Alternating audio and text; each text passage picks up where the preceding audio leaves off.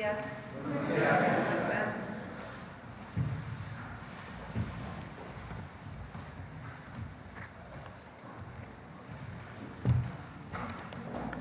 Bueno, el día de hoy nos acompaña el maestro José Antonio Peña Merino. Él es titular de la Agencia de Transformación Digital y de Telecomunicaciones. Siéntense, por favor. Jorge Luis Pérez Hernández, ingeniero Jorge Luis Pérez Hernández, es el titular de la Unidad de Infraestructura Pública, también de la agencia, y la licenciada Norma Solano Rodríguez, que es también de la agencia, titular de la Unidad de Transformación Digital. Y hoy Noemí tenía otra tarea, nos acompaña Rosario, ¿verdad? Margarita Vázquez Montaño, que nos va a presentar la sección al final, hacia el final de la conferencia de Mujeres en la Historia. Hoy vamos a hablar de la Agencia de Transformación Digital. Pepe.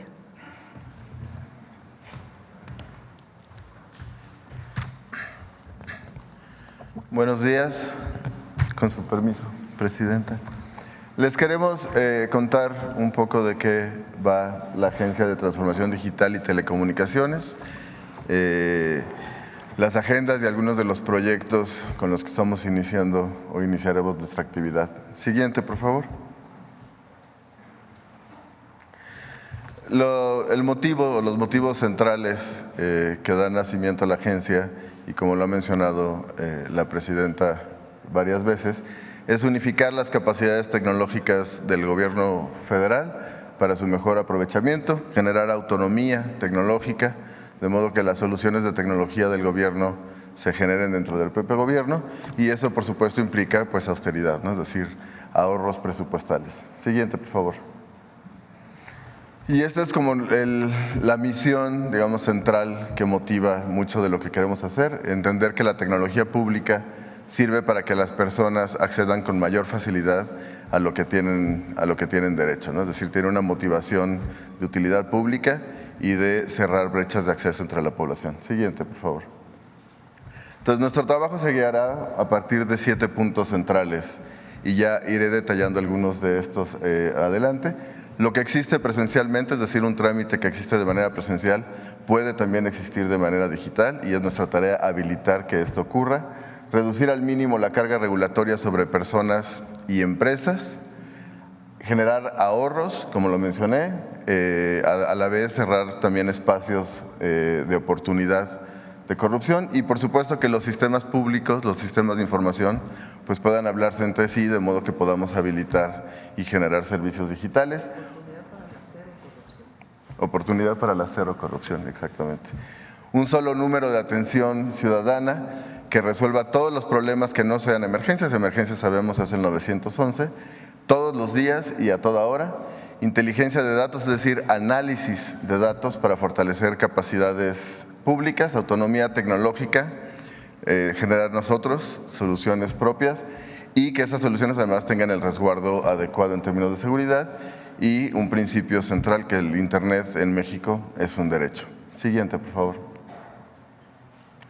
Y esto se descansa sobre 2 pilares en términos organizacionales. Uno, el pilar de transformación digital, en donde estamos, es un área principalmente centrada a cuidar los productos que tienen una salida ciudadana, simplificación de manera muy importante, digitalización, llave MX, el Centro de Atención del Bienestar, que es el número único, dictaminación tecnológica, esto es muy importante, las adquisiciones de tecnología tienen que pasar por una aprobación de la agencia de modo pues, que se eviten contratos abusivos, sobrecostos y que se garantice que lo que se adquiera pueda a la vez ser reutilizado y se hable con sistemas existentes.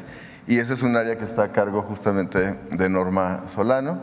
Y un área que nosotros entendemos como habilitadora, que se llama infraestructura pública digital, que es realmente donde están los fierros, digamos, ¿no? Es la fábrica de software en donde hay un equipo de desarrolladores que ahorita les voy a explicar, infraestructura tecnológica, ¿no? Los centros de datos, las redes locales, el área de análisis de datos, ciberseguridad y política de telecomunicaciones. Siguiente, por favor. Y un poco para que entiendan ustedes cómo tiene sentido, porque este es un modelo realmente único en el mundo en términos de organización y de unificar bajo un solo lugar todas las capacidades de infraestructura tecnológica, pues esto lo que crea es un sistema de soluciones tecnológicas, ¿no? Al final realmente lo más importante es el producto final que nosotros podemos entregar a las mexicanas, mexicanos para poder interactuar con autoridades y resolver trámites y acceder a derechos. Entonces, esto tiene tres grandes momentos, ¿no? El primer momento es el de habilitadores, que está mucho más centrado en el tema de infraestructura digital, ciberseguridad, la fábrica de software, el análisis de datos. Luego hay un área mucho más pensada como en términos de producción, pensémoslo así, ¿no? Que es simplificación y digitalización, que es en donde se generan estos servicios digitales, y en el centro de esto está Llave MX como el mecanismo de identidad digital, pero a la vez la agencia estos habilitadores no solo sirven para lo que nosotros producimos, también sirve para lo que otras autoridades de la Administración Pública Federal producen. La agencia, como fue en el caso de la Ciudad de México, pues es un área que interactúa permanentemente con todas las autoridades y recibe requerimientos de todas las autoridades. Ahorita voy a abundar un poquito más en eso. Y queremos además expandir, por supuesto, este modelo a estados y municipios mediante el Centro Nacional de Tecnología Pública. Ha habido ya un acercamiento de muchos estados con los que ya empezamos a hablar, que ya tienen iniciativas y proyectos propios y que nosotros buscamos acompañar y fortalecer. Y al final, pues por supuesto, generar soluciones ciudadanas y atención ciudadana. Y dos acotaciones. Lo primero, la política de Telecom, que hoy tiene la Secretaría de Infraestructura, Comunicaciones y Transportes, entre sus atribuciones que pasarían a la agencia, pues es el piso que permite poder hacer que esto tenga adopción entre la población, que se cierren brechas de desigualdad en acceso, y correos, que estaría sectorizado también a la agencia, en donde lo que buscamos es acompañar en lo que se nos requiera, sobre todo para fortalecer la parte logística de esta institución. Siguiente, por favor. Un muy breve paréntesis, la presidenta lo ha anunciado varias veces, la sustitución de la Ley General de Mejora Regulatoria por la Ley de Simplificación y Digitalización, y les quiero explicar muy rápido algunos puntos que esta ley abordará. Uno, reducción de trámites, requisitos y tiempos de solución, que es realmente su propósito. Dos, eliminación de barreras para el bienestar social, barreras burocráticas, ¿no? Para el bienestar social y la prosperidad económica. Homologación de procesos y requisitos entre autoridades y niveles de gobierno. Una política muy agresiva de digitalización. Llave MX y expediente digital. Llave MX, además de ser un mecanismo de autenticación digital, que ahorita les voy a explicar, tiene un expediente en donde los documentos digitales que el gobierno genere automáticamente se cargan en el expediente de cada persona que tenga llave, y cuando esta persona haga un trámite digital, el documento digital simplemente se consulta o se jala desde este expediente digital y no tenemos que andar cargando documentos ni andar nosotros viajando de ventanilla en ventanilla, más bien los documentos viajan entre servicios que se hayan habilitado.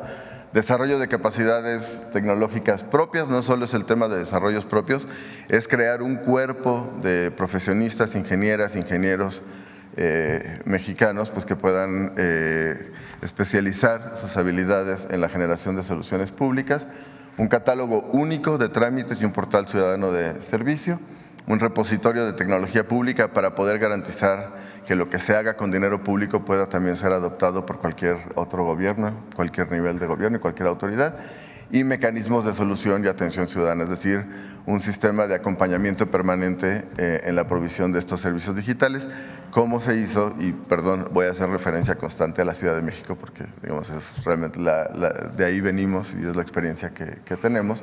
Locatel se convirtió en un centro de ayuda de servicios digitales, ¿no? Siguiente, por favor. Y 10 principios centrales que guían el espíritu de esta ley. Uno, la mayor carga regulatoria, es decir, los mayores costos para la provisión de servicios los tiene que asumir la autoridad, no el ciudadano. Dos, no solicitar documentos que la propia autoridad o el propio gobierno genera, ¿no? Para eso se pueden habilitar sistemas de consulta y eso ahorra que las personas tengan que presentar o exhibir documentos que el gobierno genera. 3, fusionar trámites y crear flujos simultáneos. Cuando uno dice eliminación de trámites, no es que se elimine la regulación asociada al trámite. Lo que ocurre es que se hace una reingeniería que permite, por ejemplo, entender que si 3 trámites para construcción, doy el ejemplo, comparten casi los mismos requisitos, pues eso se puede simplificar en un solo trámite, ¿no? Entonces permanece la regulación, pero se fusionan los procesos, ¿no? Y los flujos. 4, eliminar requisitos no indispensables, es decir, hacer un diagnóstico muy claro de qué es lo indispensable para poder garantizar que el trámite proceda y que la autoridad tenga la certeza de estar autorizando algo que merece ser autorizado. 5, documentos digitales tienen la misma validez que un documento físico y para eso es tarea de la agencia garantizar pues, que le demos la certeza también a las autoridades, que son las dueñas sustantivas, de que el documento digital es válido y es original. 6, todo trámite digitalizado debe ser previamente simplificado. No tiene sentido mover un trámite engorroso de manera digital. El proceso debe ser simultáneo y por eso son 2 áreas que conviven permanentemente. 7, homologar vigencias en trámites cuando dependen uno de otro. Ocurre hoy, por ejemplo, que tienes 2 trámites que son secuenciales, ¿no? Que uno depende del otro y cuando estás resolviendo el segundo ya se te venció el primero, ¿no? Entonces, cuando sea el caso de que sean trámites que estén asociados, pues garantizar que las vigencias estén homologadas. Renovar vigencias cuando proceda, en lugar de reiniciar el trámite.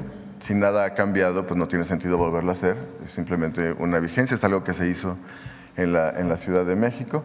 Sustituir permisos por avisos, también en los casos en los que proceda, y de manera muy importante, aunque es el 10º, que no están ordenados por importancia, ¿no? Pero es importante enfatizar esto, es priorizar los trámites de mayor volumen de uso entre las personas, ¿no? De modo que tengamos un mayor impacto entre ciudadanas y ciudadanos, y sobre todo aquellos que sean de mayor frecuencia entre grupos de mayor vulnerabilidad. Siguiente, por favor. Y lo que quiero de manera muy rápida es mencionarles algunos de los proyectos estratégicos con los que estamos ya iniciando y varios de ellos que se han mencionado en este mismo espacio por secretarias, secretarios y otras autoridades. Entonces, Llave MX es el mecanismo de identidad digital, es un ingreso garantiza un ingreso único a todas las plataformas de gobierno, además de que permite autenticarnos. Realmente una parte importante del requerimiento de ir a una ventanilla presencialmente es que el servidor público pues verifique que tú eres tú, ¿no? Y esto es algo que se puede hacer de manera remota con Llave y el expediente que les mencionaba. Llave en realidad nace este mismo año, hemos venido trabajando Jorge y su equipo y Norma y su equipo desde hace un par de meses y se va a lanzar en las siguientes semanas junto con Llave para persona moral.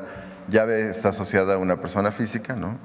Pero también queremos generarla para persona moral para que las empresas pues, también puedan utilizarla, ¿no? Y nacería junto con la app de Gobierno MX. Y la integración, nosotros creemos del 100% de los trámites lo concluiríamos en 2026 y creemos que también puede ser un mecanismo importante para que privados puedan usar Llave como un mecanismo de confianza para habilitar servicios digitales privados, ¿no? Y abrir la oferta a segmentos de la población que hoy no acceden. La fábrica de software es apostarle a la autonomía tecnológica, generar desarrollos propios. Son ingenieras, ingenieros, matemáticas, matemáticos, físicos, físicas mexicanos, pues que realmente de egresados, la mayoría de escuelas públicas, muchísimos del Tecnológico Nacional, y que pues le están poniendo sus capacidades, su talento al servicio de la tecnología pública.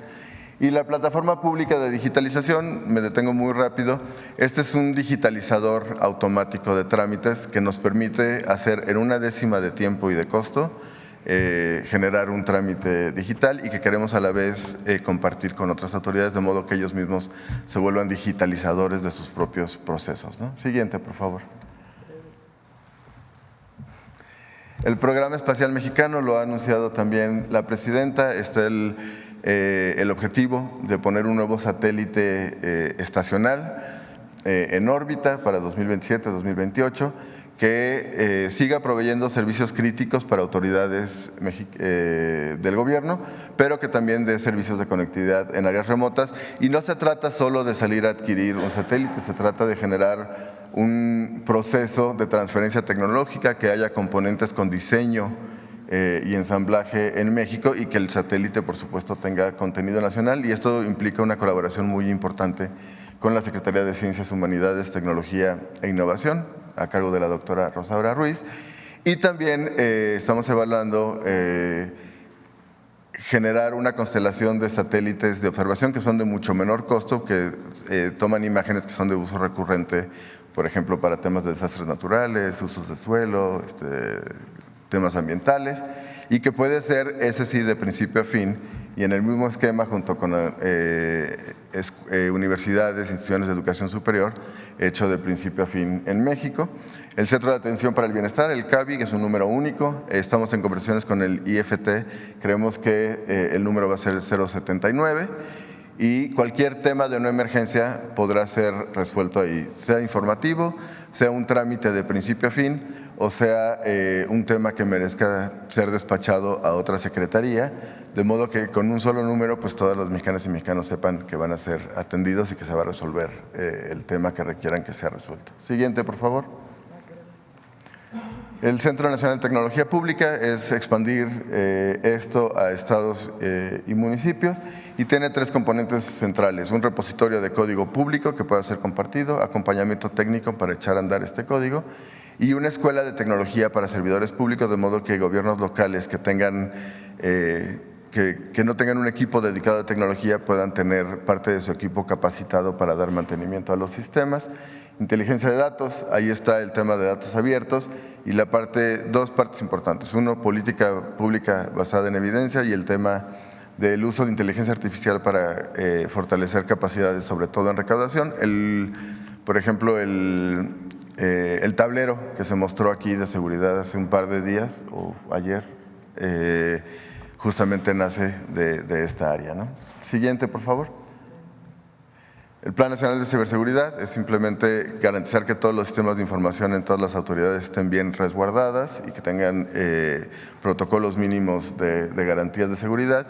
Y Nube México, que es poder garantizar todo el mejor uso de la infraestructura de los centros de datos para garantizar que los servicios digitales que se habiliten pues puedan tener infraestructura para salir a productivo, ¿no? Siguiente, por favor, ya muy rápido, voy concluyendo. El Programa Federal de Simplificación. Hay más de 7,000 trámites federales que queremos reducir a la mitad el número de trámites, el número de requisitos y el tiempo de resolución, y que por lo menos el 80% de frecuencias de uso estén digitalizados, ¿no? Siguiente, muy rápido, algunos de los proyectos que se han mencionado aquí, no me detengo en el detalle. La Ventanilla Nacional de Inversiones, asociado a los polos de bienestar y que ha anunciado la presidenta, es un solo acceso para garantizar que esa inversión transite todos los trámites de los 3 niveles de gobierno. Servicios consulares. Recientemente parte del equipo fue a… ¿Me explicas ahí, por ejemplo, de cuántos trámites a cuántos trámites? Ahí está. En el caso de los trámites de los paisanos y paisanas, son 59 trámites en total. Unos de los más importantes son registro civil. Aquí realmente no es tanto reducir los trámites, son de 59 a 45, sino garantizar que el tiempo de resolución sea casi inmediato, y eso implica generar una ventanilla consular única, de modo que nuestras hermanos fuera de México y centralmente en Estados Unidos pues puedan resolver de manera muy fácil, a veces sin necesidad de acudir al consulado, el trámite que están requiriendo. El más frecuente, por supuesto, es este registro civil, ¿no? Acta de nacimiento, en tu caso acta de defunción, pero no solo, ¿no?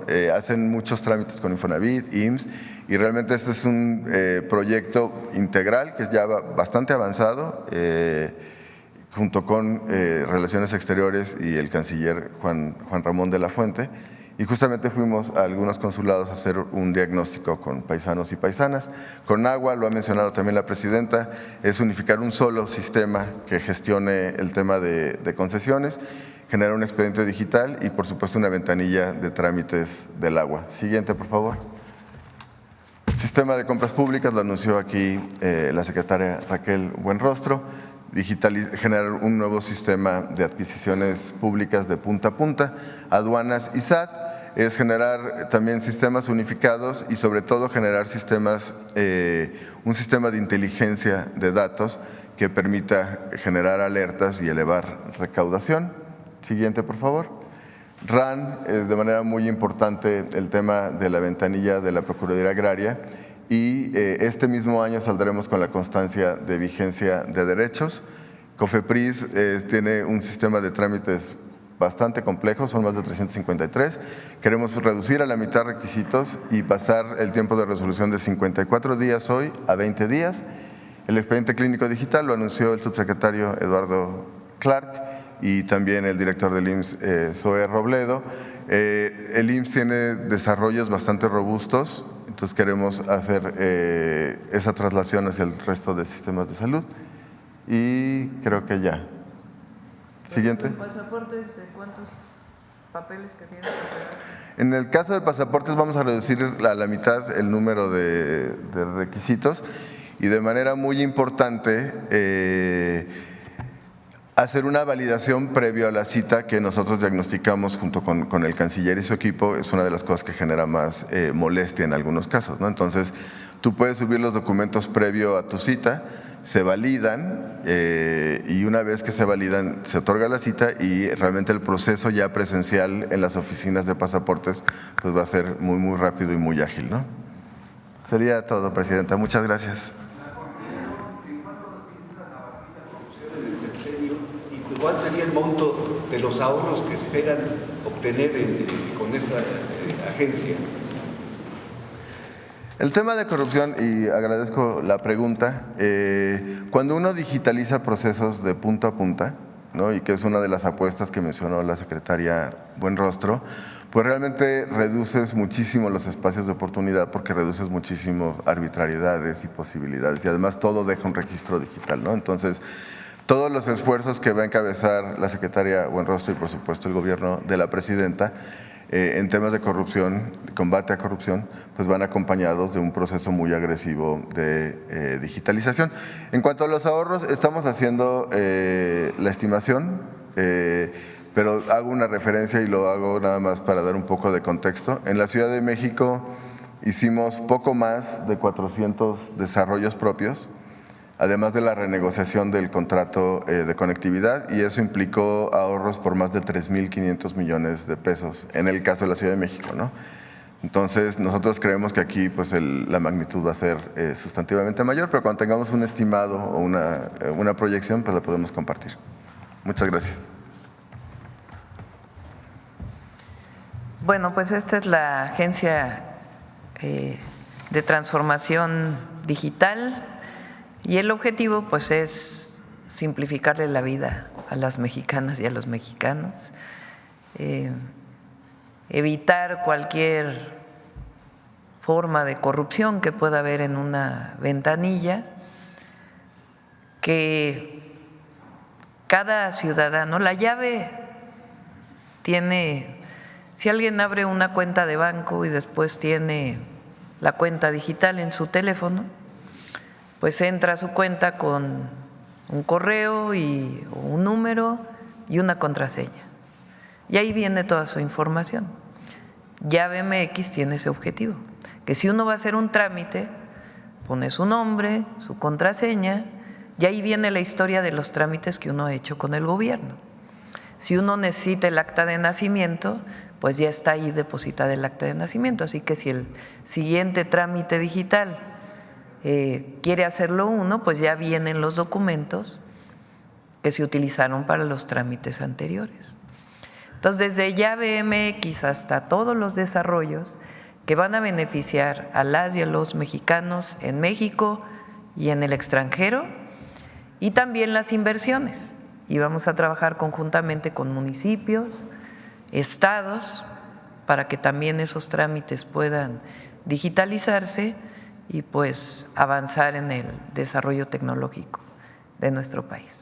Ese es el objetivo. Bueno, antes de las preguntas, vamos a ir uno por uno para que no necesiten. Ayer no mencioné la renovación del PASIC, el PASIC 2425, es muy importante. Entonces hicimos un video pequeño para información de todas y de todos. Adelante. El 12 de noviembre pasado, la presidenta Claudia Sheinbaum Pardo firmó el paquete contra la inflación y la carestía PASIC 2024-2025, en el cual participan 19 agroindustrias y 11 tiendas de autoservicio. Este es un acuerdo voluntario entre el gobierno y el sector empresarial para que no aumente el precio de la canasta básica. La buena noticia es que los 24 productos de la canasta bajan de 1,039 pesos a 910 pesos. Los productos son huevo, pasta para sopa, atún en lata, pollo entero, frijol, manzana, arroz, chuleta de puerco, aceite vegetal, plátano, sardina en lata, azúcar morena, jabón de tocador, pan de caja, bistec de res, jitomate saladet, zanahoria, tortilla de maíz, papel higiénico, cebolla, leche, papa, chile jalapeño y limón. Esto ayuda a garantizar la alimentación de las familias mexicanas y a mejorar la economía popular. Cualquier abuso, repórtalo a Profeco 55 68 87 22. Listo. Bueno, vamos a las preguntas. A ver acá. Buenos días, Liliana Piña de tiempo.com.mx y puentelibre.mx en Ciudad Juárez. Presidenta, en respuesta a las recientes declaraciones del embajador de Estados Unidos, Ken Salazar, sobre la efectividad de la estrategia de seguridad abrazos no balazos, la Secretaría de Relaciones Exteriores emitió una nota diplomática expresando el extrañamiento de nuestro país ante dicho comentario. ¿Cuál es la posición del gobierno frente a estas declaraciones y qué diálogos se planean con Estados Unidos para abordar la cooperación del tema de seguridad? Gracias. Primero, vale la pena decirlo,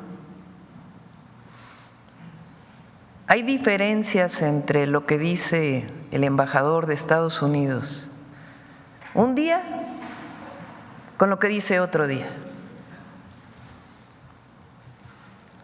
Tal fue el caso, por ejemplo, de la reforma al Poder Judicial. En una ocasión dijo que le parecía bien, una semana después dijo que iba a ser muy malo para México. Les voy a poner una declaración de Ken Salazar hace algún tiempo.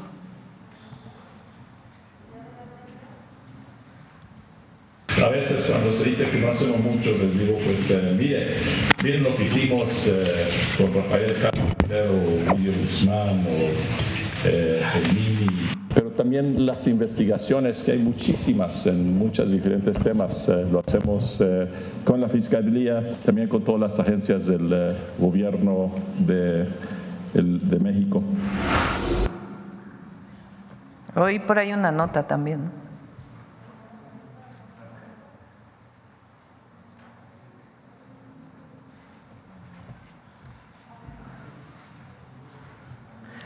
Entonces,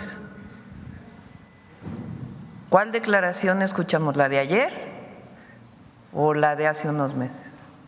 Ese es primer tema, porque tiene que haber consecuencia, tiene que haber lógica en las declaraciones que hace uno. No puede uno declarar primero una cosa y luego declarar otra. Primer tema. Segundo tema, México es un país libre, independiente, soberano. Nos coordinamos. Con el presidente Biden, el presidente López Obrador tuvo un diálogo de alto nivel, que le llamaron el diálogo bicentenario, en distintos temas: tráfico de drogas, tráfico de armas, porque es de un lado y del otro, migración, seguridad. Hay coordinación y va a seguir habiendo coordinación, porque es muy importante, porque tenemos una frontera común, entonces tiene que haber coordinación, Tiene que haber diálogo de alto nivel que nos permita coordinarnos en diferentes temas que importan a uno y a otro país. Además, somos socios comerciales, pero no subordinación. Eso no. México es un país libre, independiente, soberano. Nos coordinamos, trabajamos juntos, pero no hay subordinación. Es una relación distinta, es una relación de iguales entre dos países independientes, soberanos, que compartimos mucho, compartimos familias, porque hay familias de un lado y de otro lado de la frontera. Compartimos cultura, compartimos economía, comercio y también compartimos problemas. Y esos problemas nos coordinamos para resolverlos. Entonces, ayer hubo una nota diplomática, pero sobre todo es pues esta disparidad de declaraciones de la misma persona y por otro lado, pues la coordinación más no la subordinación. ¿Ha tenido algún contacto con el embajador o va a tener algún mensaje? El canciller tiene ahí relación con el embajador. Muchas gracias, Presidenta. En otro tema, en relación con el proceso de asignación del examen nacional de aspirantes a residencias médicas, los aspirantes han recibido recientemente la noticia de que el ingreso a especialidades se realizarán mediante el sistema de asignación directa. Esto ignorando el proceso que se han llevado a los hospitales con entrevistas y exámenes. Dada a dichas especulaciones y dudas de los médicos, ¿podrían aquí en este espacio explicar a los médicos y aspirantes cuál es el proceso para asignación de hospitales a los nuevos residentes? Y también, en dado caso de que se llegue a hacer un cambio o alguna modificación a los médicos que van a entrar a especialidades, ¿en cuánto tiempo se va a dar este anuncio? Sí, no tengo en este momento la información sobre este tema. Pero a ver si en este mismo momento nos contesta el doctor Kersenovich o alguno de los subsecretarios, y si no, les pedimos que hoy mismo puedan dar respuesta a esto que preguntas. Muchísimas gracias. Y para cerrar, Presidenta, el INE ayer mandó una carta a la Presidenta en el cual justificó y explicó los gastos para las siguientes elecciones. Preguntarle si ya recibió la carta y también qué mensaje les envía. Muchísimas gracias. Pues el mensaje es que no es justificable el presupuesto que están enviando. Lo vuelvo a explicar. Es más presupuesto en el 2025 que el del 2024, lo que están pidiendo. Estamos hablando creo que de 39,000 millones de pesos lo que están pidiendo. Ahora, sí va a haber una elección el próximo año para las personas del Poder Judicial.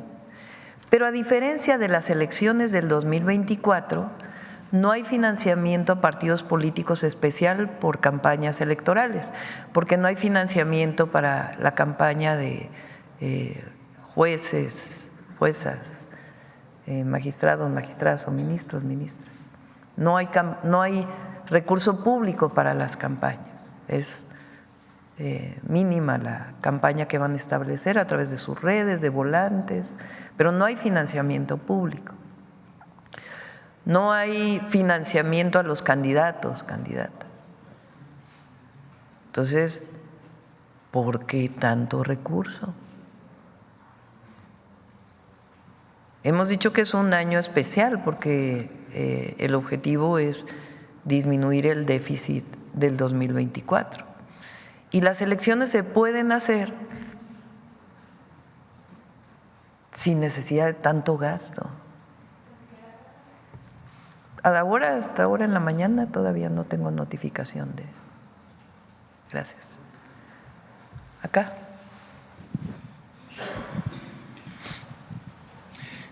Presidenta, buenos días. Gustavo García de Comunicante MX, somos un medio de Baja California y Alerta Multimedia. Presidenta, y aprovechando que está Pepe Merino, igual y tiene que ver con lo que nos acaba de explicar, hay un caso muy sonado en las redes sociales de una doctora en Puebla, Marilyn Coate, que todos sabemos, COFEPRIS ya intervino, también las autoridades de Puebla ya clausuraron este consultorio. Sin embargo, llama la atención que así como ella, esta semana se han dado a conocer otros casos de médicos que probablemente su profesión no les acredita ser cirujanos. En Durango acaban de detener a una química y un enfermero que realizaban liposucciones, o algunos licenciados en estomatología, dentistas propiamente, que están realizando cirugías sin ser cirujanos maxilofaciales. Entonces, aquí la pregunta es si el gobierno federal, la agencia que dirige Pepe Merino, tienen proyectado que exista una plataforma donde los mexicanos, más allá de entrar al Registro Nacional de Profesiones, porque ahí podemos validar por cédula profesional que estudió, pero no podemos ver qué le da derecho a ese profesionista realizar ya propiamente la actividad profesional, que pudiéramos nosotros los mexicanos verificar con quién nos estamos atendiendo, quién es la persona que nos está recetando propiamente algún medicamento. Y obviamente este Registro Nacional de Profesiones, curiosamente, está en la SEP y no está en la Secretaría de Salud, específicamente el área médica. Entonces, esa sería la primera pregunta, Presidenta, si tiene algún proyecto para que nosotros podamos de alguna manera prevenir este caso tan sonado, que ya se están tomando acciones, pero pues al final del día fue mediático. Sí, podemos mejorar. ¿Por qué está en la SEP? Porque es la Secretaría de Educación quien da los títulos y las cédulas profesionales. Pero podemos trabajar con Secretaría de Salud también para que la gente conozca si realmente tiene la cédula profesional. Este es un caso de fraude, pero además vinculado con temas de salud, que es muy grave. Entonces, aparte de un tema administrativo, es un tema penal. Entonces, no puede una persona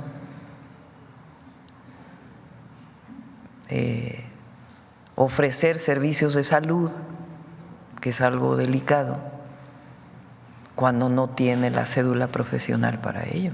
Entonces, sí es importante que el ciudadano se informe, pero también pues todas las denuncias que tenga que haber, porque puede ser muy grave. Además, en este caso era medicamentos controlados. Entonces, imagínense. Es correcto.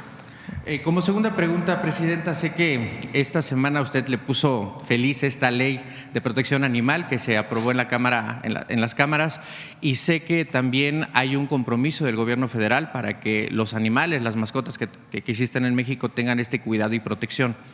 Con datos propiamente del INEGI nos dice que 57% de los hogares mexicanos tienen mascotas y designan un promedio de su ingreso para el cuidado de estas mascotas. Pero específicamente cuando se enferman estas mascotas se destinan entre 300, 800 pesos por consulta con un veterinario, y podría ser más cuando se requieren análisis específicos. Le quiero preguntar, Presidenta, si hay planes también del gobierno federal para crear de clínicas veterinarias para los mexicanos que no pueden pagar estas consultas, que podrían, insisto, ser muy altas, y que en muchas ocasiones se toma la decisión de dormir al animal o a la mascota porque no hay el recurso para salvar su vida. Sí, la mayoría de esta atribución se quedó en los estados. Hay una parte que corresponde en el IMSS Bienestar a la federalización de los servicios de salud cuando se firma por convenio. Pero la mayoría de esta atención a mascotas, animales, queda en las entidades de la República, incluso en municipios. Entonces son parte de, inclusive cuando se haya firmado el IMSS Bienestar, se queda esa atribución en los estados. Y ahí podemos colaborar y apoyarles para ver qué más se necesita. De acuerdo, Presidenta. Y finalmente, en Tijuana, el día de ayer visitó la secretaria de Turismo, la licenciada Josefina Rodríguez, visitó Tijuana junto con el alcalde Ismael Burgueño, recorrieron el renovado Centro Histórico de Tijuana, un centro histórico que tiene mucha historia, mucha cultura, una ruta gastronómica impresionante, de las mejores de México, el Museo de la Lucha Libre, el Museo del Juguete. Sin embargo, Presidenta, creo que Tijuana merece una oportunidad por los mexicanos para que se impulse esta ciudad como un lugar de destino turístico. Usted ha estado varias veces en el último año, ha estado varias veces en Tijuana y justamente le quiero preguntar, presidenta, si usted recomendaría a los mexicanos que le den esa oportunidad a Tijuana para estos recorridos turísticos que se planean en familia, que se planean en viajes, y cuál es su lugar favorito ahí de Tijuana. Gracias, presidenta. Tijuana es una ciudad muy especial porque es crisol del país. Así como la Ciudad de México se hizo con migración de muchísimos lugares, hoy el principal crecimiento de la ciudad no es por migración, sino el propio crecimiento poblacional, aunque es muy poco de la Ciudad de México, de quien nació en la Ciudad de México. Pero en la capital es un crisol cultural de todo el país. Y Tijuana tiene esta característica, porque llegaron muchos oaxaqueños o oaxaqueñas, hay una comunidad ahí muy importante, y entonces conservan su cultura, pero al mismo tiempo hay un sincretismo con otras culturas, y llegan muchos mexicanos y mexicanas de distintos lugares del país. Y esto ha hecho de esta ciudad pues un lugar muy rico en cultura. Mucha gente llega ahí para buscar pasar la frontera, pero muchos se quedan en Tijuana. Entonces estamos trabajando con la gobernadora, con Marina del Pilar, para mejorar algunos servicios públicos importantes, por ejemplo, agua potable. Hay un plan de una planta desaladora en Rosarito que permita también suministrar agua a Tijuana, pero Tijuana por sí misma pues tiene una riqueza cultural enorme. Entonces, pues claro que recomiendo ir a cualquier lugar del país y en particular a Tijuana. Gracias. Gracias. Presidenta, qué gusto saludarla. Buenos días a todas y todos. Mi nombre es Juan Carlos Sagredo, soy reportero de SICER, vengo del estado de Jalisco y le agradezco mucho el espacio. Presidenta, el nuevo gobierno del estado de Jalisco entrará en funciones en 3 semanas.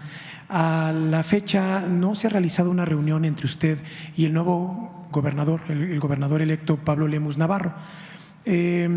Quisiera preguntarle, ¿ya hay una fecha para que se realice ese encuentro? Y de ser así, ¿qué proyectos destacaría en ese encuentro en beneficio para las y los jaliscienses? Sí, nos reuniremos ya que él tome posesión para poder trabajar igual que con todos los gobernadores del país, que cuando vamos a su entidad nos reunimos en gabinete, su gabinete y nuestro gabinete, para poder definir los proyectos estratégicos.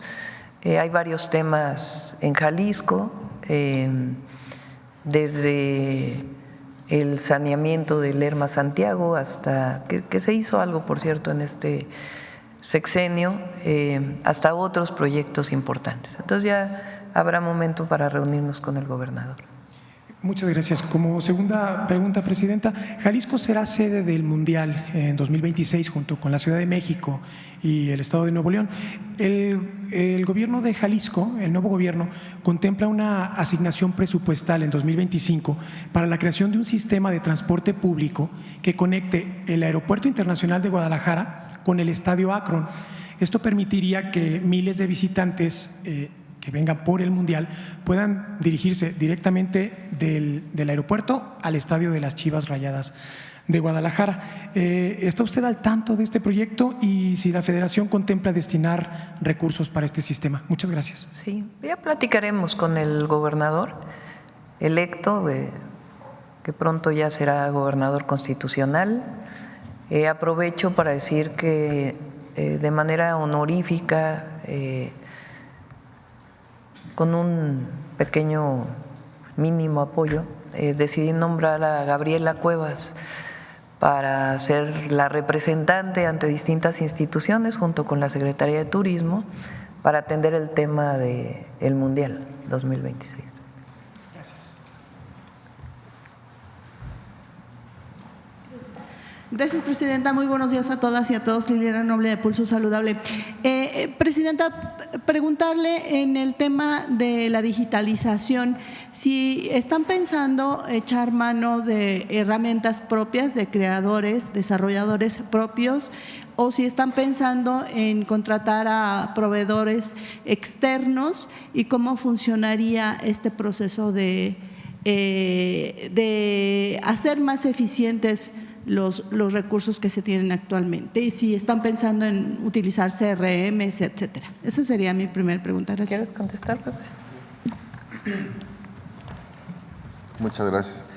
Sí, la apuesta es generar soluciones nosotros, ¿no? Que el gobierno solucione soluciones propias y hacerlo con un equipo de servidores públicos, en este caso ingenieros e ingenieras, pues que se dediquen al desarrollo de estas soluciones. En el caso, habrá algunos casos en los que se requieran algunas contrataciones, sobre todo para poder hacer el tránsito entre servicios que hoy están contratados con privados y su sustitución por un servicio propio, y garantizar pues que evidentemente la atención a las personas no pare, ¿no? Y que en esta transición pues sea lo más suave posible, pero sí la apuesta, como lo hicimos en la Ciudad de México a iniciativa de la Presidenta, es que el gobierno genere sus propias soluciones. Gracias. Y como segunda pregunta, Presidenta, hoy se conmemora el Día Mundial de la diabetes mellitus. Se calcula que en el país existen alrededor de 12 millones con esta enfermedad. En el Hospital General de México hoy habrá alrededor de las 12 del día, 1 de la tarde, habrá una jornada de detección gratuita, oportuna para esta enfermedad.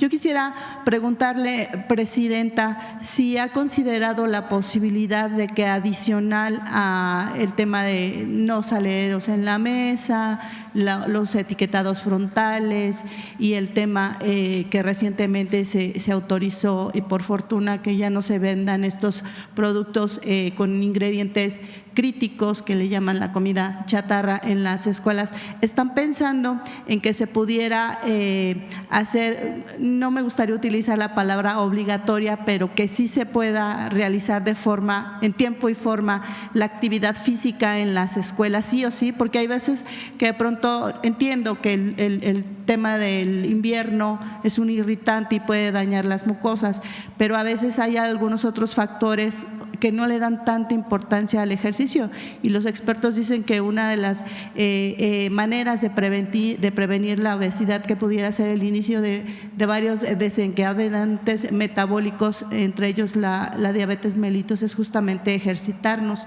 y desafortunadamente las encuestas mencionan que México es uno de los países en donde más gente prefiere no moverse. ¿Qué hay al respecto? Gracias. Son varios programas y varios, digamos, metas. Por un lado es la prevención. Prevención significa evitar el consumo o la alimentación o alimentarnos con productos chatarra desde la niñez, pero en general también adolescentes y adultos mayores. Entonces la prevención, que tiene que ver con alimentación, tiene que ver con disminuir la vida sedentaria, como bien tú dices, con ejercicio, caminar y hacer cualquier tipo de ejercicio que permita tener una vida más sana. Entonces, para ello está la materia que ya existe de vida saludable, o el área ya dentro de la nueva escuela mexicana que tiene que ver con ello, el que ya no haya productos chatarra en la venta de las cooperativas en las escuelas públicas y privadas, y también pues una campaña que como parte de los lunes de vida saludable vamos a desarrollar. Miguel Torruco está en la Secretaría de Educación Pública y él se va a encargar de esta parte del deporte comunitario. Tiene varios proyectos que ya va a venir a presentar. Por ejemplo, la clase de box más grande del mundo que hicimos en la Ciudad de México, la vamos a llevar a nivel nacional. Eso significa que no solo sea un día que en las plazas públicas se haga este ejercicio, sino prepararnos desde antes para poder llegar a este día y que se visualice la importancia de hacer ejercicio a través de estas prácticas relacionadas con el box. Pero tiene también un proyecto para fútbol, tiene un proyecto para olimpiadas escolares que permitan trabajar con los maestros de educación física, maestras, para poder hacer torneos a nivel nacional. Existe ya una parte, pero los vamos a reforzar, y algunas otras acciones que tienen que ver desde la niñez hasta ser adultos con esta parte. La otra parte tiene que ver con detección. A veces tenemos niveles altos de azúcar y no lo sabemos, y al no saberlo a tiempo, pues entonces se va agravando. Para ello, una parte muy importante es el programa de salud casa por casa, aparte del fortalecimiento del sistema de salud para las y los adultos mayores. Recuerden que todos los adultos, adultas de 65 años y más que reciben su pensión, a partir del próximo año van a recibir una visita por siempre, porque va a ser un programa permanente de trabajadores de la salud, trabajadoras de la salud, enfermeras, enfermeros, médicos, médicas, que los visiten una vez al mes o una vez cada 2 meses. Van a pasar a su casa y les van a tomar sus signos vitales, hacerles varias preguntas. Si detectan algo, los llevan al centro de salud.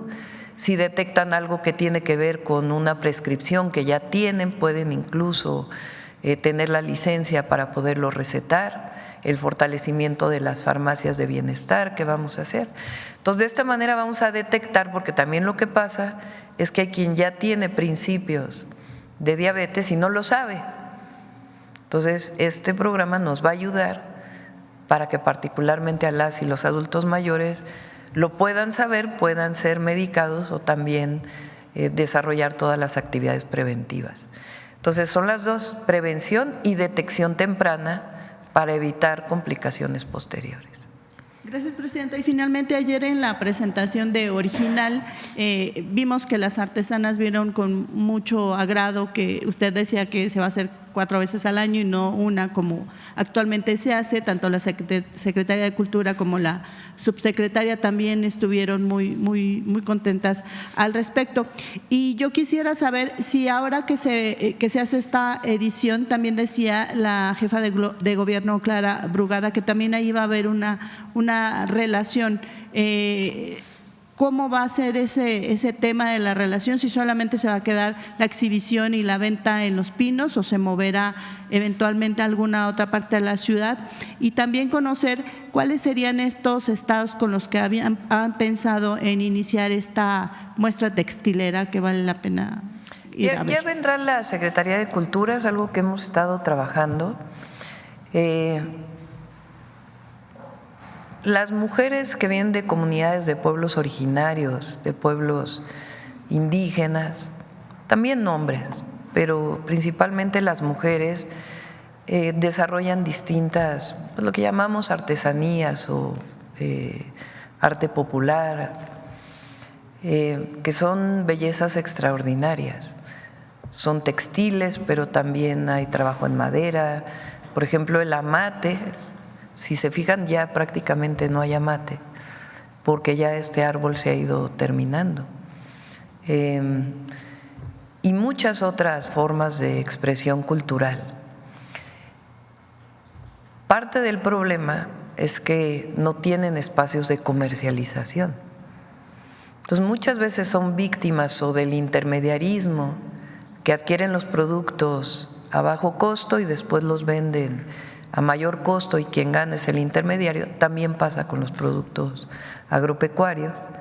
Entonces, lo que queremos pues es disminuir ese paso para que pueda haber una comercialización, puedan vender las artesanías a los precios justos, sin regateos, porque también hay esa práctica, y que se recupere, porque Original también tenía el objetivo de evitar los plagios de muchas empresas que plagian los dibujos tan bellos y que ni siquiera llevan los derechos de autor de muchas mujeres o comunidades o pueblos indígenas.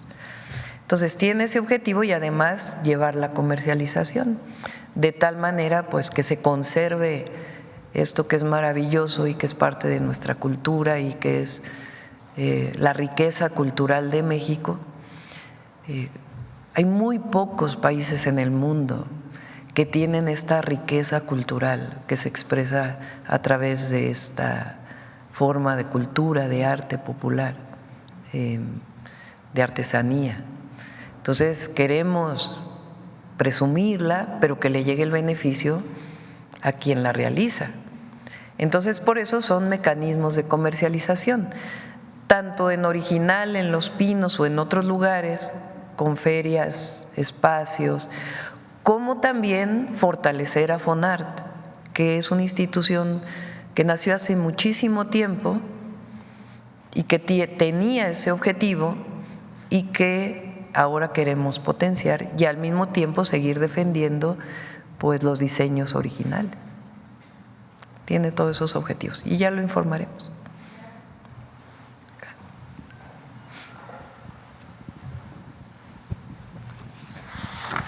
Buenos días, Presidenta de la República, funcionarios, servidoras públicas, buenos días a todas y todos. Sósimo Camacho, de Luces del Siglo. El día de ayer se conoció que de manera preliminar México habría perdido el panel en materia de maíz transgénico, toda vez que para nosotros, nosotras, los mexicanos, el maíz pues es un asunto, no solamente es el alimento básico, es un asunto de identidad, de cultura, de biodiversidad. ¿Qué va a hacer México en ese sentido si es que ahora se ha levantado, digamos, o se levantará esa prohibición de la importación de maíz transgénico? Sí. Hay que hacer la diferencia entre el maíz blanco y el maíz amarillo. México es autosuficiente en maíz blanco y nosotros tenemos por obligación, porque es una obligación de los gobiernos, conservar nuestra biodiversidad. Y la biodiversidad no solamente es en la diversidad animal, vegetal, sino genética. Todas las razas o variedades de maíz, pues nuestra obligación es conservarlas, porque el maíz es producto de la domesticación de los pueblos originarios o de antes incluso de las grandes civilizaciones de México que fueron domesticando esta planta que hoy alimenta no solo a México sino al mundo entero. Los organismos genéticamente modificados lo que hacen es que en laboratorios modifican los genes, supuestamente para mayor alimentación. Hay quien no piensa que es así, que puede tener daños a la salud. Pero tiene un problema adicional, que es que el campesino depende siempre de la semilla. O sea, cuando uno siembra un maíz híbrido que no es genético, está modificado pero no en laboratorio con los genes, sino como parte pues de la mejora de un cultivo, compra la semilla y depende de la semilla para poder seguir cultivando el maíz. Pero además se pierde pues la diversidad genética de los maíces que surgieron de nuestros pueblos y que se han seguido conservando. Entonces nosotros tenemos la obligación principal de que el maíz blanco que se siembra en México no sea transgénico. Y eso va a quedar en la Constitución. Esa es la mejor defensa que tenemos para la conservación de la biodiversidad y de la salud también. Ya en la parte comercial, pues ya se verá, sobre todo la parte de maíz amarillo, que principalmente alimenta aves o cárnicos, para la producción de cárnicos. Entonces, pero la parte fundamental de la conservación de nuestro maíz, de nuestras razas de maíz, esa va a quedar en la Constitución.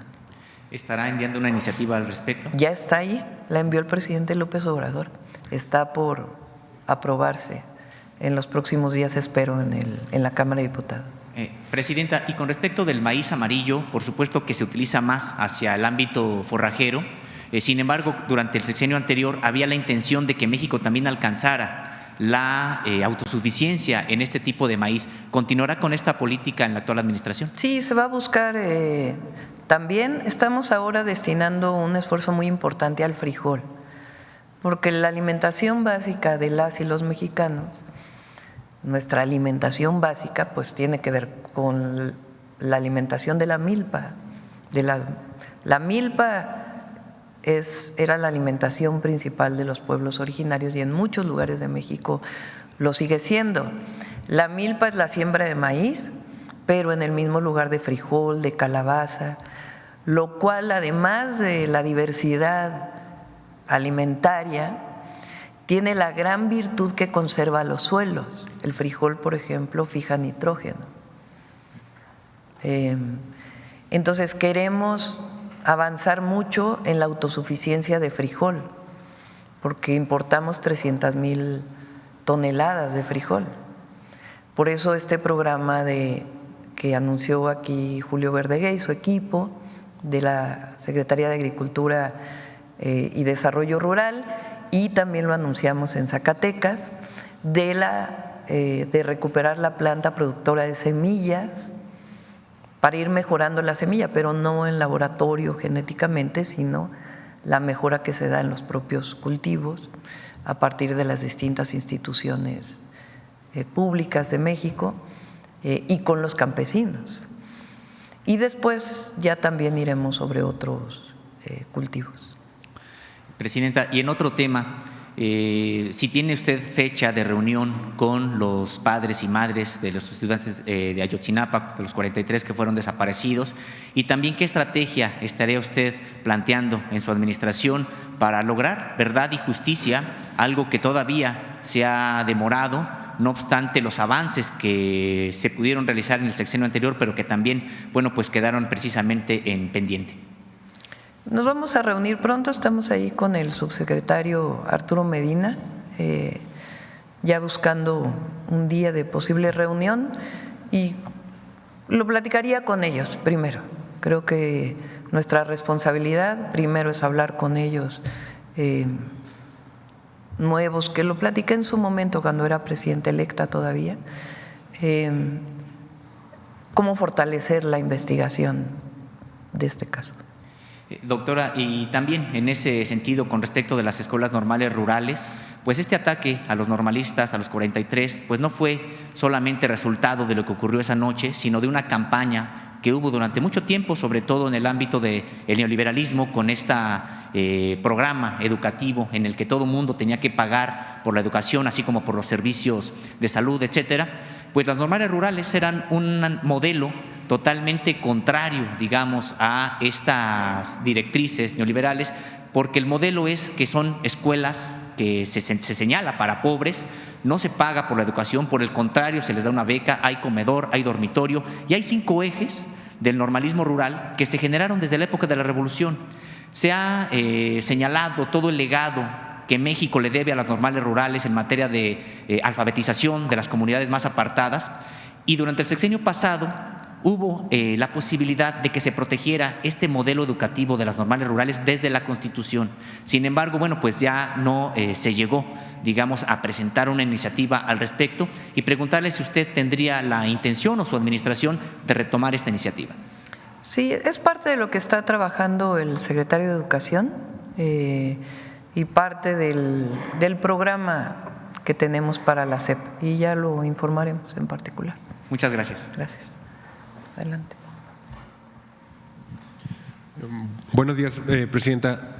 Aarón Díaz, del canal del Chapucero Finanzas, representando a Aguascalientes y a Tabasco. Yo tengo 3 preguntas. La primera de ellas es en relación con el Bitcoin. En primer lugar, en Estados Unidos, Donald Trump anunció que iba a ser al Bitcoin la siguiente moneda de reserva nacional, y en El Salvador el Bitcoin ha servido para lograr financiar su gobierno sin más deuda. Ahorita tienen una ganancia de $200 millones. ¿Usted ha hablado con alguien al respecto para ver si México podría hacer exactamente lo mismo? Por lo pronto no lo tenemos contemplado. No. Ok, y eso me lleva a una segunda pregunta. Ahorita aprovechando que está el joven, el encargado de Telecom, la CBDC, ahorita que hablaron sobre Llave México, ¿se estaría utilizando Llave México como una forma de identidad digital y de alguna forma conectarlo al peso mexicano digital que está desarrollando Banxico? Son temas distintos. No tiene nada que ver con una cosa con otra. Okay. Son temas distintos. Y la última pregunta sobre la ley influencer que ahorita se está hablando aquí en la Ciudad de México. ¿Cuál es su opinión al respecto? Ya que en las redes se habla mucho sobre la regularización de la libertad de expresión. No conozco la propuesta que está en la ciudad, como comentas, pero yo creo en la libertad de expresión. ¿Usted está a favor de la libertad de expresión? Sí, totalmente. Ok, muy amable, gracias. Presidenta, el ministro de Canadá, uno de los ministros, dice que su propuesta es anular a México del TEMEC. No.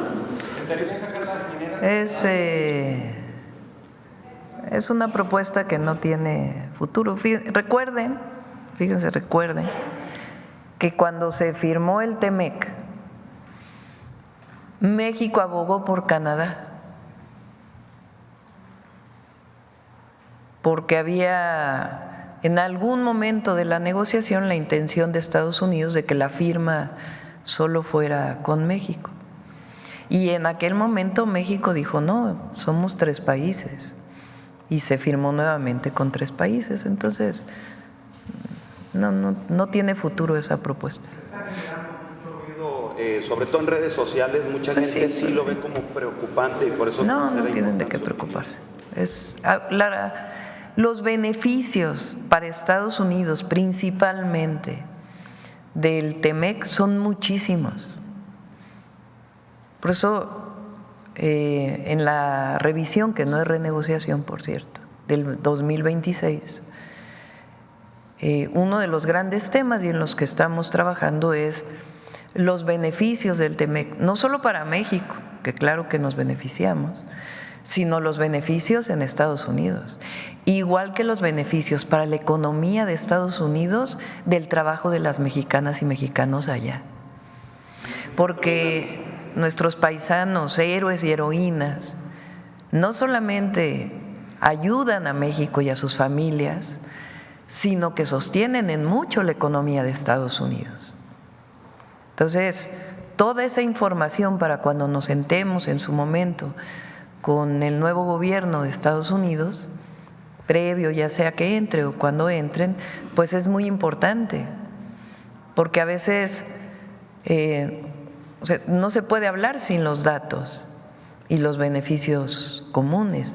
E igual Canadá se beneficia. Hay un programa muy importante, por ejemplo, de mexicanos y mexicanas que van a trabajar a Canadá, que le beneficia mucho a Canadá.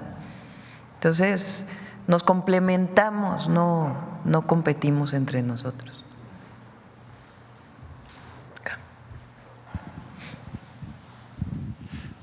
Buenos días, presidente, buenos días a todos. Jorge Díaz de CNR de Lánzate, de Ensenada, Baja California. Quiero comentarle, voy a ser muy breve en este tema, que tiene que ver con el ser humano. Seguramente usted recuerda a sus maestros, yo recuerdo los míos, y en el tiempo del sexenio del expresidente López Obrador, atendió, resolvió y escuchó de la mano de la gobernadora Marina del Pilar un problema de cajas de ahorro que el gobierno del estado en administraciones anteriores retenía y no se les entregaba.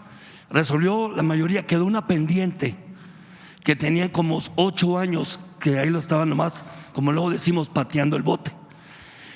Dio la instrucción el presidente, se tocó hablar y platiqué con, en ese momento, la secretaria de Educación, Leticia Ramírez, y el desviar la información de parte del gobierno del estado, quiero aclararle que Marina del Pilar ha estado al pendiente de ese tema, pero entendemos que la gran cantidad de problemas o de temas a veces no le llega la información de primera mano o no se la quieren hacer llegar como tal.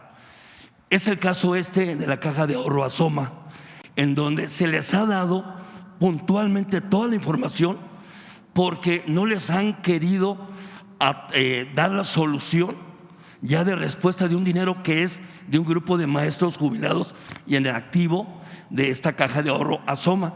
Ya más de un año, hace un año estuve aquí y ya tenía un año anterior en que se había estado dando. Se tuvieron unas pláticas y decían, vamos a hacer una auditoría, pero una auditoría de un periodo donde no había problema. No hay la disposición, no hay la voluntad y lógico, cuando no hay una continuidad se generan problemas del tipo de la Fiscalía generados por el gobierno del Estado. Se le dijo hace poco a la gobernadora, así como estamos usted y yo, que este tema no los han querido atender y resolver. Se sorprendió al verle yo su cara y yo le quiero pedir a usted, que sé que hay muy buena relación y que hay la disposición de parte de usted, que ya se atienda y se resuelva porque no le han querido regresar el dinero que les corresponde. Insisto y le reitero, la Caja de Ahorro Asoma le entregó toda la información. Ahora lo que quieren hacer, y no lo quieren hacer de una manera correcta, es un muy marcado acto de desigualdad. Y sé que también usted es una persona humanista. Le pregunto, ¿va usted a influir para que se atienda de una vez por todas este tema? A ver, lo vamos a revisar.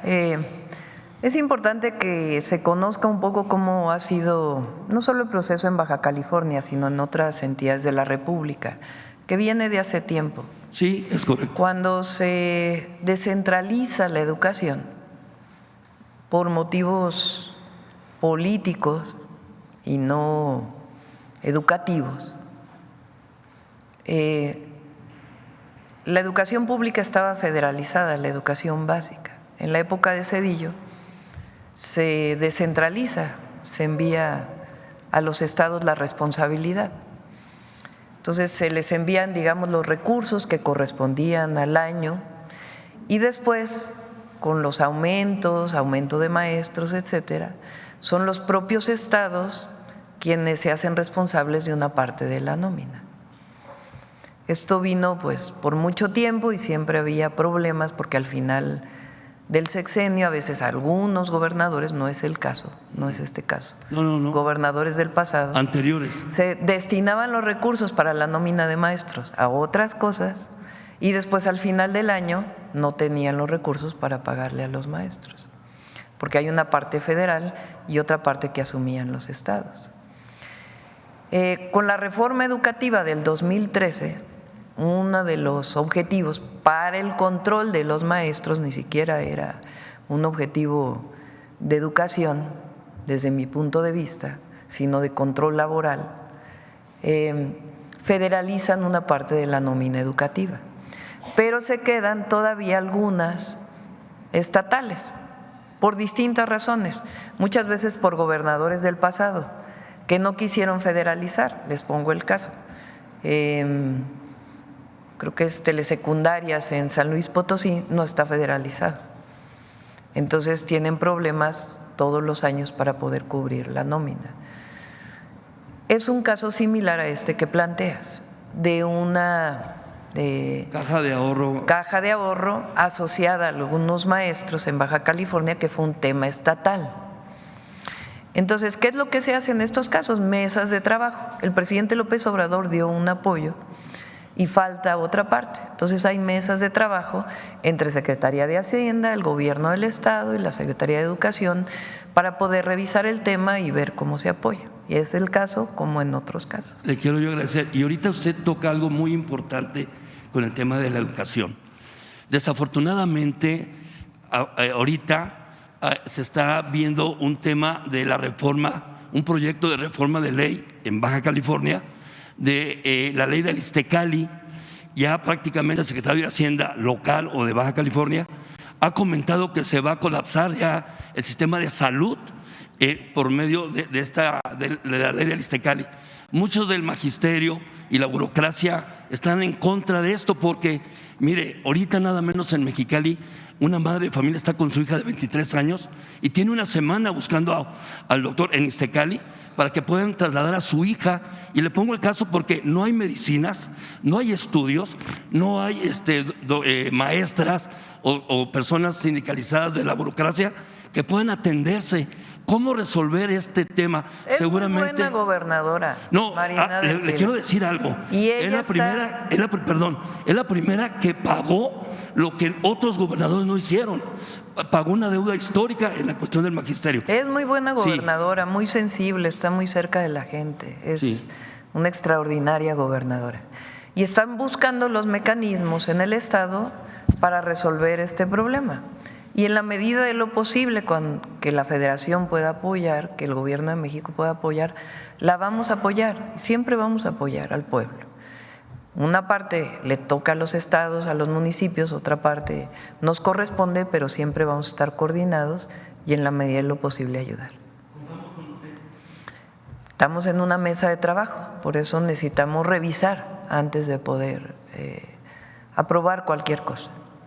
Es responsabilidad de cualquiera. Gracias. Bueno, vamos un poco más, porque quiero tocar un tema que… No, a ver, aquí ya preguntaste, acá, antes.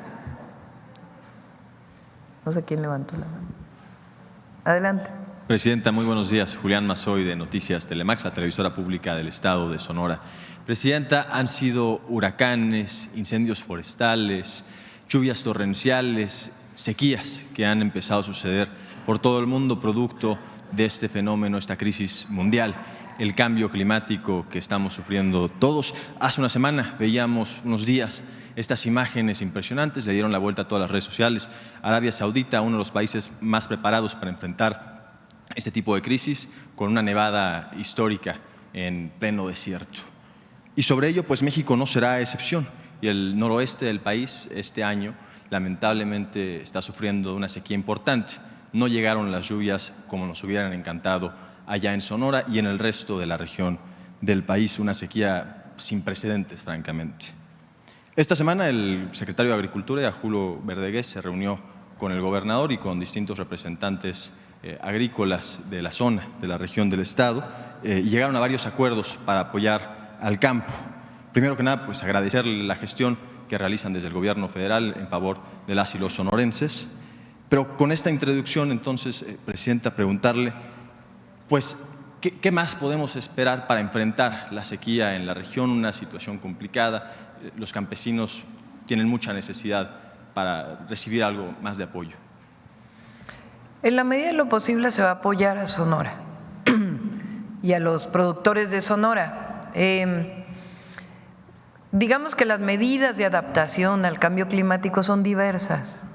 Y en ellas está trabajando Julio Verdegué para distintos sectores y particularmente para la agricultura. En algunos casos tiene que ver con cambio de cultivos, en otros casos con esquemas que permitan seguir con la productividad o incluso aumentarla. En otros casos tiene que ver con el riego eficiente para que pueda esa misma agua alcanzar para más cultivos o para el consumo humano. Entonces está trabajando con el gobernador y las distintas secretarías. Claro, aprovechar también el foro para exponer el caso de lo que sucede en la ciudad de Hermosillo, más allá del campo, en donde el alcalde de ahí, me parece que es del PRI, Antonio Astiazarán, del PRIAN, está gastando más de 100 millones de pesos para rentar 10 camiones en un modelo, un esquema de privatización. Pero más allá de eso, mientras eso sucede, pues ya empezaron una serie de tandeos para distribuir el agua y hay una profunda desigualdad, se toman decisiones para distribuir el agua, como lo sucede en varios municipios del país, para que no le llegue principalmente a las colonias pues más pobres. En las colonias donde hay dinero, en donde se usan Twitter, pues ahí sí llega el agua. En donde no hay ni pavimentación, pues es en donde la gente se queja todo el tiempo de que luego no llega. Pero en contraste a eso, el gobierno estatal y federal pues ya han iniciado obras, se inauguró un acueducto hacia el sur del estado para poder ahí también distribuir y llegar a las poblaciones más necesitadas, a los pueblos yaquis, por ejemplo. Pero más allá de este caso en específico, ¿cuál es la responsabilidad de los gobiernos municipales en torno a la distribución de este vital líquido para garantizar el derecho humano, pues, que haya el agua? Pues en general los organismos de gestión del agua, se llama, están en los municipios. La Constitución lo establece así, que es el municipio quien tiene que encargarse de la gestión del agua. A veces malgastan y hay corrupción, pero en otras ocasiones no tienen los municipios a veces el suficiente recurso para poder atender las necesidades. Entonces tienen una responsabilidad en distribuir equitativamente el agua y en mejorar sus sistemas de distribución. En Hermosillo particularmente, el gobernador tiene un proyecto y lo vamos a apoyar. Está ya en coordinación con la Comisión Nacional del Agua. Vamos a presentar, creo que el jueves de la próxima semana, creo que en 8 días, el programa, el Plan Nacional Hídrico, así como presentamos el Plan Nacional de Energía Eléctrica, el Plan Nacional de Hidrocarburos, vamos a presentar los lineamientos generales del Plan Nacional Hídrico. Ahí vienen varios temas, justo ayer lo revisamos porque llevamos varios meses trabajando. Y entre otros, uno de los temas es proyectos estratégicos. En esos proyectos estratégicos queremos juntar recursos municipales, recursos estatales y recursos federales.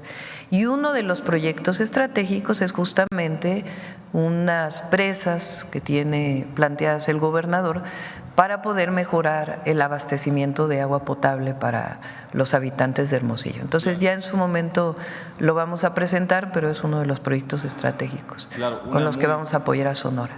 Una más muy breve. Hace 8 años, el domingo pasado, se cumplió el aniversario número 8 de la detención de un personaje allá en Sonora, Guillermo Padres, exgobernador. Tenía en su rancho, cuando era gobernador en funciones, había mandado a construir una presa adentro de su rancho personal sin ningún tipo de impacto, de estudio de impacto ambiental, sin permisos de construcción, uno de los muchos motivos que después llevaron a su detención. Parece que continúa aún su proceso. ¿Tendrá usted información de sus condiciones jurídicas? Pues hay que preguntarle a las fiscalías, ¿no? Bien, muchas gracias, presidente. Gracias. Quiero comentarles algo porque me llama la atención y además la verdad es increíble esta interpretación que se hace como campaña de la nueva presidenta o que repite la presidenta de la Comisión Nacional de Derechos Humanos. Ayer estaba leyendo algunos temas en redes, de la comentocracia, y ahora resulta que desde Palenque López Obrador está dictándole a los senadores y senadoras quién va a ser la presidenta de la Comisión Nacional de Derechos Humanos. Ya se retiró de la vida pública, está escribiendo su libro, está en otras tareas de la transformación. ¿Ustedes creen de veras que le interese desde Palenque estar pensando quién va a ser la presidenta de la CNDH? Pero fíjense nada más, porque es muy interesante. La mayoría de ellos, también hay otros, que hasta me sorprenden, ni voy a dar los nombres, pero me sorprende, porque ¿de dónde tienen esa información? O sea, ¿de dónde la sacaron? ¿Cuáles son sus fuentes? ¿Cuáles son sus pruebas? ¿No? Porque ustedes son periodistas, saben que para dar una nota, comentar algo, pues no es producto de la invención de alguien, sino tienen que tener alguna fuente. Bueno, pero los que son, ya saben, ¿no? Es la campaña, que ni siquiera son creativos porque todos dicen lo mismo, o todas dicen, todos y todas. Entonces AMLO puso en contra de la presidenta además. Bueno, Primer punto. Critican ahora la reforma constitucional al Poder Judicial, porque dicen que va a perder independencia el Poder Judicial. Entonces, ¿quién nombra con la anterior Constitución a los ministros o ministras? El Senado, ¿no? A partir de una terna que enviaban los presidentes. Pero sí tienen independencia, ¿sí me entienden? Aún y cuando los enviaban los presidentes y eran electos o elegidos en el Senado. Pero no había línea entonces, ¿verdad? De los anteriores presidentes, previos al presidente López Obrador. Había independencia del Poder Judicial. O sea, ¿dónde quedan los senadores y las senadoras? ¿O qué no son adultos o adultas ahora para poder tomar una decisión?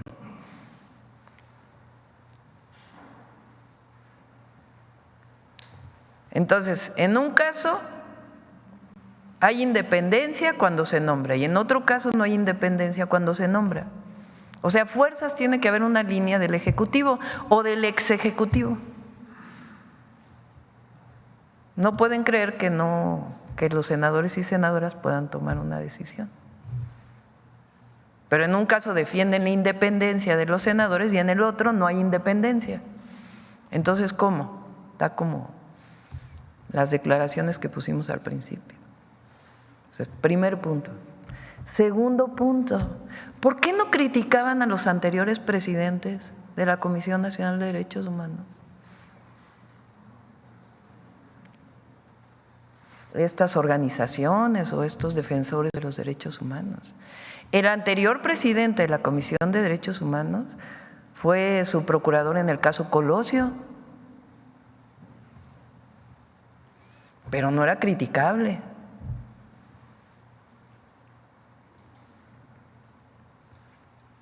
Ofensas a Rosario Piedra, se toparon con la misma piedra.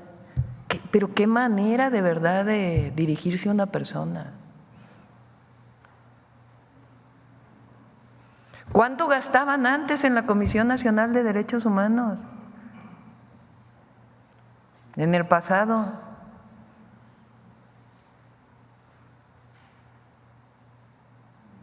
Para comidas, para cenas, para viáticos, los salarios. Entonces, por supuesto que la Comisión Nacional de Derechos Humanos tiene que funcionar. ¿Quién decide quién es la presidenta del Senado? Y la otra, Rosario Piedra defiende, y eso es lo que les molesta. Y ella misma, por su historia personal, de que tiene un hermano desaparecido en la época donde había represión desde el Estado y la desaparición forzada venía desde el Estado. Ella representa esa generación y esa historia que quieren ocultar. Quieren ocultar las desapariciones forzadas del pasado o aquella época de la represión desde el Estado. Entonces, primero es increíble, de verdad, increíble. Vean todas las notas. AMLO decidió quién es la presidenta de la comisión. Déjenlo descansar. Palenque, tranquilo. Segundo, las y los senadores son mayores de edad y tienen la atribución para poder decidir. Y tercero, respeto a Rosario, la titular de la Comisión Nacional de Derechos Humanos.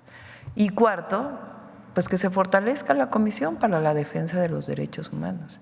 Y quinto, ya no es como en el pasado, desde la Cuarta Transformación, que la represión venía desde el Estado.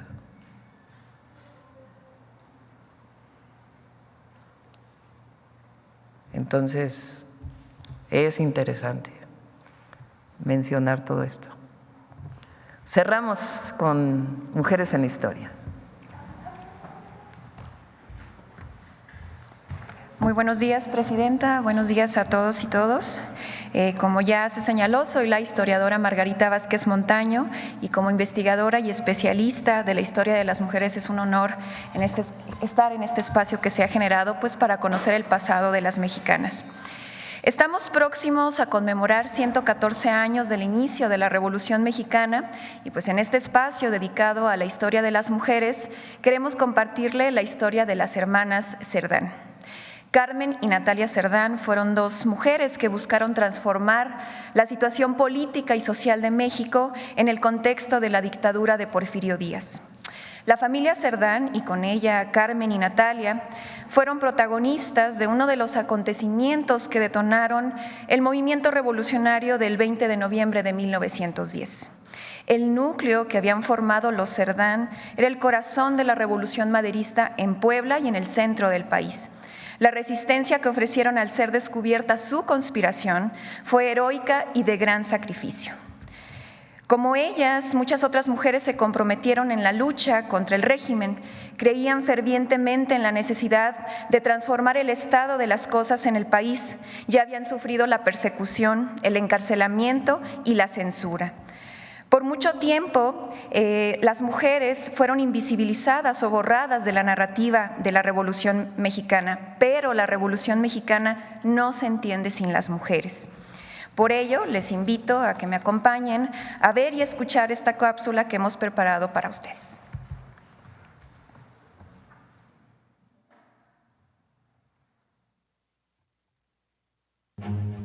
La mañana del 18 de noviembre de 1910, una intensa balacera sacudió a la ciudad de Puebla. En la calle de Santa Clara se descargaron más de 3,000 cartuchos durante 4 horas. La conspiración que organizaban las hermanas y hermanos Cerdán, respondiendo al llamado de Madero para levantarse en armas el 20 de noviembre, fue descubierta y la policía intentó catear la casa donde se encontraban. La familia Cerdán comenzó a disparar desde la azotea y lanzar bombas de dinamita. Carmen Cerdán, que había participado en el traslado de armas, en la elaboración de bombas caseras y la distribución de propaganda, resistió junto con sus hermanos disparando un fusil desde el balcón y gritando: Mexicanos, no vivan de rodillas. La libertad vale más que la vida. ¡Viva la no reelección! Finalmente la casa fue tomada. Máximo Cerdán murió durante el combate y Aquiles fue ultimado al día siguiente. Carmen fue herida de bala y arrestada junto con su madre María del Carmen Alatriste y su cuñada Filomena del Valle, esposa de Aquiles, y quien en ese momento estaba embarazada de 6 meses. Natalia Cerdán, quien alcanzó a salir de la casa antes del enfrentamiento, tuvo que hacerse cargo de los 7 niños de la familia, 5 de su matrimonio y 2 de su hermano Aquiles y Filomena. Fueron días de pesadilla para ella. Sus parientes detenidas y sus hermanos asesinados. La casa deshecha e inhabitable, sin nada que vender, sin nadie que la ayudara. El problema de la inhumación de Aquiles y Máximo lo resolvió con la ayuda de Miguel Rosales, que recogió los cadáveres y buscó fosas para enterrarlos. Natalia movió cielo, mar y tierra para que Carmen, Filomena y su madre fueran trasladadas de la cárcel al Hospital General del Estado, donde permanecieron hasta ser liberadas poco antes de la renuncia de Porfirio Díaz. Al ser liberadas, Carmen Cerdán retomó sus actividades subversivas y en 1911 se formó en Puebla el Club Carmen Cerdán, el cual se encargó de difundir propaganda maderista. Ese mismo año, luego del golpe de Victoriano Huerta, Carmen formó parte de la Junta Revolucionaria en Puebla y Tlaxcala. En 1914 se incorporó a las filas constitucionalistas como enfermera en los hospitales militares. En las décadas siguientes, su participación política se enfocó en el apoyo a las mujeres veteranas de la Revolución. La subversión, cruzada por las tareas de cuidados, atravesó la participación de las mujeres de la familia Cerdán y de muchas otras mujeres en la historia. Las mujeres se enfrentaron sus propias batallas colectivas e individuales, antes, durante y después de la Revolución. Carmen y Natalia Cerdán son una muestra del compromiso en el activismo revolucionario de las mexicanas y son un referente histórico para la memoria colectiva de todas y de todos. Y bueno, también nos gustaría aprovechar este espacio para hablar de otra mujer revolucionaria, Sor Juana Inés de la Cruz. Pues el pasado 12 de noviembre, Día Nacional del Libro, se conmemoró su natalicio y esta es parte de su historia. Juana de Asbaje Ramírez de Santillana nació en San Miguel Nepantla, hoy en el Estado de México, el 12 de noviembre de 1648 o 1651, no hay certeza en el dato entre los historiadores. Era hija de una familia criolla y desde niña desarrolló un talento especial para indagar, conocer y preguntarse sobre el mundo. De muy pequeña y deseosa de adquirir conocimientos, se ilusionó con asistir a la Universidad de México, a la que solo podían asistir los varones. Sor Juana creció en una época en donde las mujeres no tenían muchas posibilidades para desarrollarse. Podían ser esposas, madres o monjas. Sor Juana se incorporó a la corte de los virreyes a la edad de 15 años y así inició una relación muy estrecha con las altas esferas del poder novohispano y con figuras tan especiales como las virreinas. No obstante, después de 4 años de permanecer en la corte, Sor Juana tomó la gran decisión de su vida y convertirse en monja a los 19 años, incorporándose al convento de San Jerónimo. Sor Juana fue una prolífica escritora. Su obra tocó ámbitos como la filosofía, la teología, la estética, la ciencia, la música, el teatro y la poesía, por lo que es lo más conocida. A través de 2 de sus más alusivas obras, la Carta Atenagórica y la Respuesta a Sor Filotea de la Cruz, defendió con ahínco su voluntad de saber, de conocer, de pensar siendo mujer y además defendió el libre albedrío. Era admirada y conocida más allá de lo que en ese entonces era la Nueva España, porque su obra era leída y compartida. Al final, las estructuras del mundo en el cual le tocó vivir a Sor Juana Inés de la Cruz la llevaron a la censura y a la autocensura. Eran tiempos complejos, difíciles para las mujeres. Aún así, su legado pervive hasta nuestros días. Sin duda es un referente para las letras españolas, claro está, pero también para las generaciones de mujeres que le sucedieron hasta el día de hoy, porque defendió nuestro derecho al saber. Muchísimas gracias. Muchas gracias a todos, a todas. Nos vemos mañana. A las 10 más o menos van a estar aquí. Gracias. ¿Perdón?